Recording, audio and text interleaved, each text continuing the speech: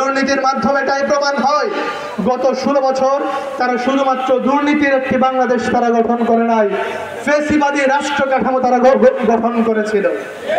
আমরা জুলাই আগস্টের আন্দোলনের পর আমরা জুলাইয়ের শহীদদের যেই স্বপ্ন ছিল, যে ফ্যাসিবাদী রাষ্ট্র কাঠামোর বিলুপ্তির যেই স্বপ্ন তারা দেখেছিল, এই জুলাই ঐক্যমত্য কমিশনের, জাতীয় ঐক্যমত্য কমিশনের তারা যে সংস্কার প্রস্তাবনা আমাদের সামনে নিয়ে এসেছে, আমরা দেখেছি একটি বৃহৎ দল, তারা যদিও নিজেদেরকে বৃহৎ বলে দাবি করে, তারা আমাদের এই ফ্যাসিবাদী রাষ্ট্র কাঠামো পরিবর্তনের জন্য যা দরকার সেগুলোতেই কেবল তারা নোট অফ ডিসেন্ট দিয়েছে।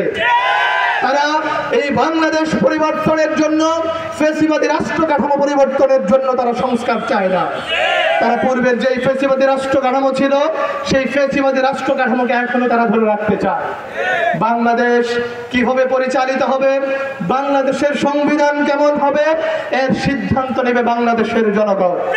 আর সেই সিদ্ধান্তের জন্য সবচেয়ে কার্যকরী যে উপায় হচ্ছে সেটা হচ্ছে গণভোট। আমরা দেখেছি ইতিপূর্বেও বাংলাদেশ পরিবর্তনের জন্য যেই গণভোটগুলো হয়েছে, সেই গণভোটগুলোতে আমরা দেখেছি বাংলাদেশের জনগণ হায়ের পক্ষে ভোট দিয়েছে।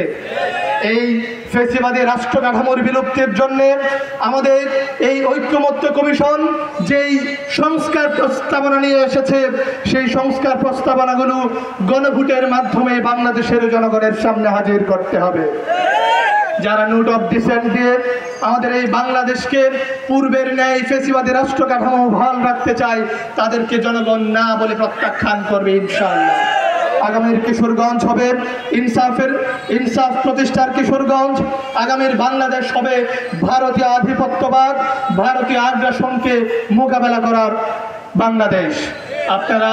আমরা দেখেছি এই জুলাই আন্দোলনে কিশোরগঞ্জ সহ সারা বাংলাদেশে যারা আমাদের ভাইকে রক্তাক্ত করেছে, আমাদের ভাইদেরকে যারা আহত করেছে, আমাদের অসংখ্য ভাই যারা পঙ্গুত্ববরণ অবস্থায় আছে, সেই সমস্ত ভাইদের যারা করেছে, সেই সমস্ত সন্ত্রাসীদেরকে এখন পর্যন্ত ইন্টারিম সরকার যথাযথ ব্যবস্থা নিতে পারে নাই।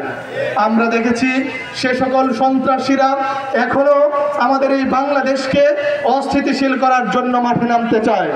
আমরা বলতে চাই যে জুলাইয়ের শক্তি বাংলাদেশের ছাত্র সংসদগুলোতে আপামর ছাত্র জনতা ইসলাম প্রিয় শক্তিকে, ইসলামপন্থী শক্তিকে তারা তাদের নেতৃত্বের আসনে বসিয়েছে। আমরা বলতে চাই সেই জুলাইয়ের শক্তি এখনো মাঠে আছে। এখনো যারা এই বাংলাদেশকে অস্থিতিশীল করতে চায়, তাদেরকে রুখে দেওয়ার জন্য জুলাইয়ের শক্তি এখনো মাঠে আছে ইনশাআল্লাহ। আগামীর কিশোরগঞ্জের জনগণকে, আমার প্রাণপ্রিয় কিশোরগঞ্জবাসীকে বলতে চাই, আমি যে বিজয় অর্জন করেছি, সেই বিজয় কেবলমাত্র আমার একার বিজয় নয়।